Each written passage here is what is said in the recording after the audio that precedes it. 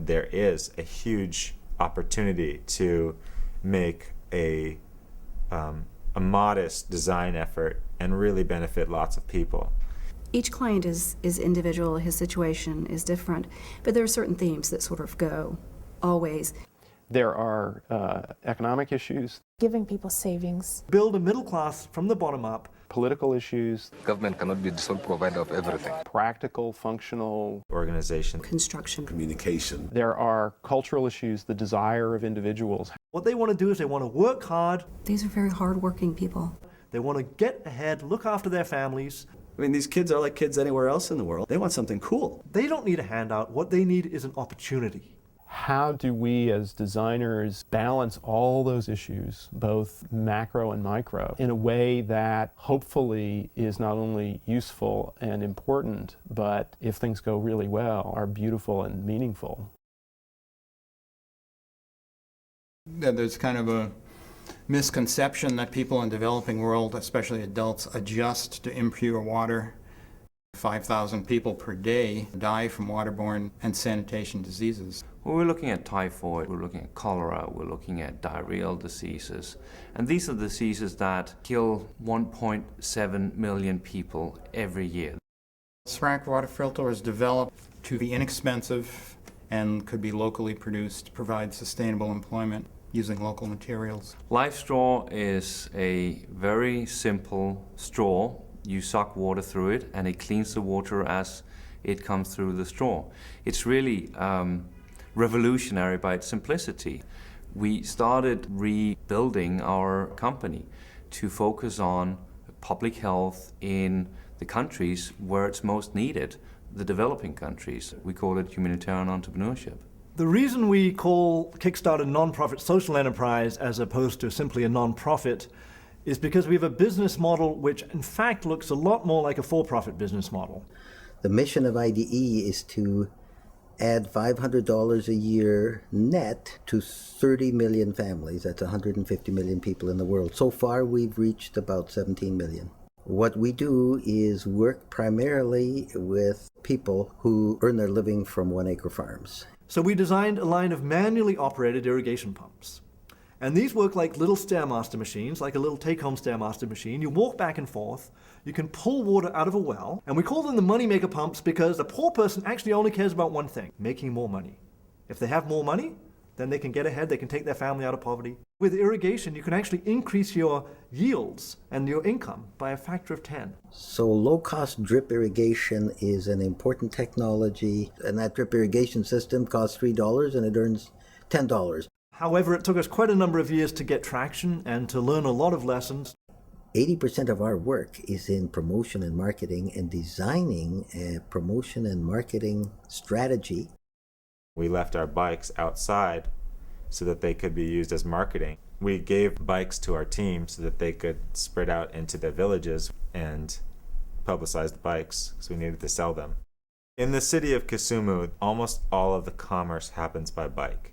There are 10,000 bicycle taxi operators in Kisumu, and it grows every year. How can we take the most ubiquitous bicycle in Africa, which is this single-speed Chinese or Indian-made Black Mamba, as they call it, because they're so dangerous. They name it after the Black Mamba, which is literally everywhere in East Africa, and extend its utility and make it more of an income-generating tool for people. In the developing world, women and girls are primarily responsible for water.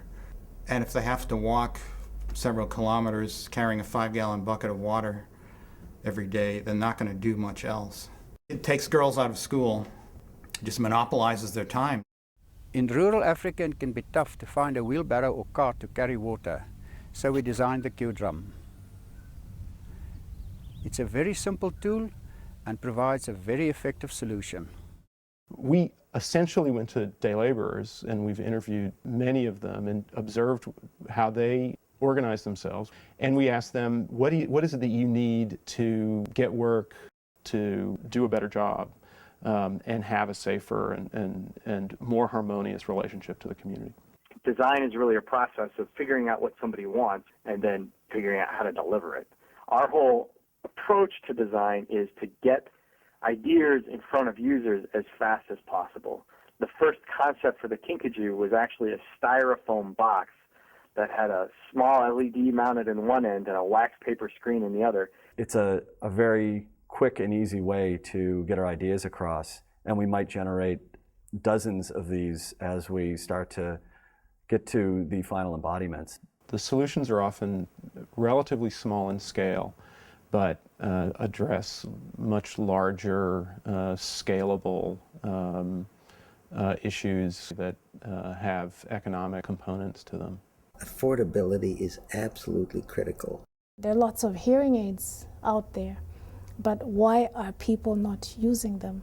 Because they don't have the means to maintain it. A battery costs about probably $5 to $8.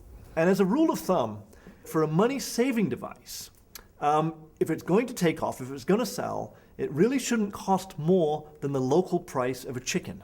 However poor a family is, they can afford to eat 1 or 2 chickens a year as a special treat.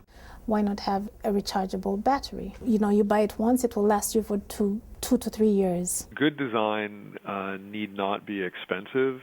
It doesn't need to be made of the most rare materials on Earth. The earthen pot is an indigenous traditional technology. I know it cools. It doesn't require electricity. The raw materials for the manufacture of the pots are not only occurring naturally, but they are of course free. Churches have been destroyed by Katrina and Rita, so there's all this waste around. Is there any way we could make that waste a resource? With the storm and the necessity of doing a lot of furniture, utilitarian furniture, Sergio suggested, look, why don't we design something that uses a lot of wood? Because you've got a lot of wood that's currently going in your dumpster. We need to use a technology that is suitable for our areas. Most of the developing countries are countries of sunshine. What better than solar technology for it? We are harnessing the energy that's there, natural resource energy, which is solar power energy.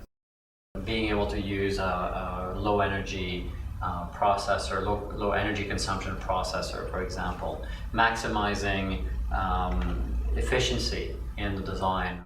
A lot of the computers that we have today, there's a lot of fat in them. There's a lot of unnecessary software. You can really slim it down to being something that's much simpler and much leaner and more cost-effective.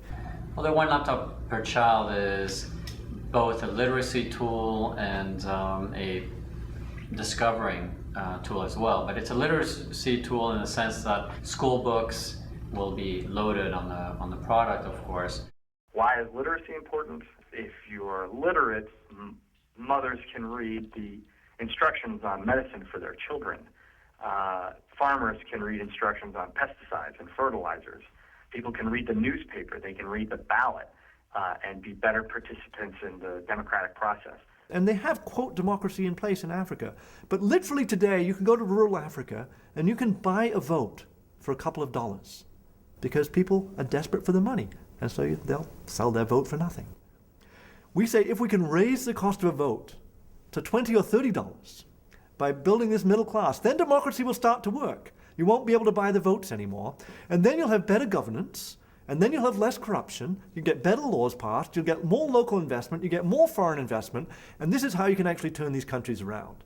We sort of looked at our own neighborhood. What do we know? What do we have experience with? What's in our own community? I'm Ronald Lewis, a person that just loves his community.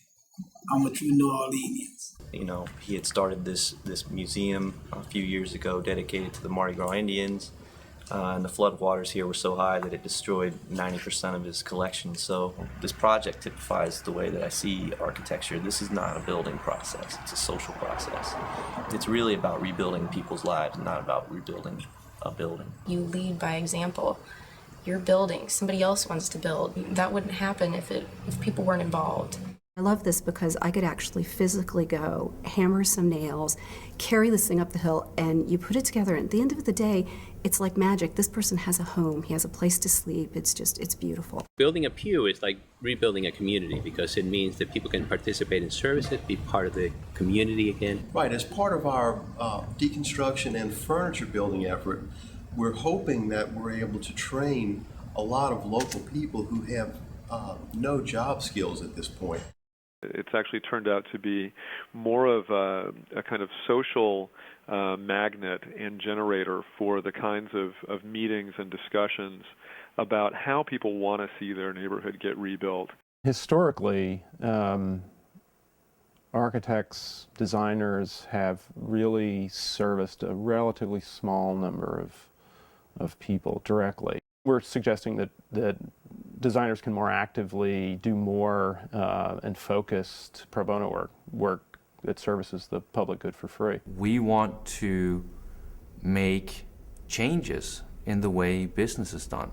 Making a difference should be a topic in every boardroom. The notion of design for the other 90% is to create a revolution in design. And that means change the way design is taught in the West, change the way it's taught in developing countries, and create a platform for 10,000 of the world's best designers to address the problems of the other 90%.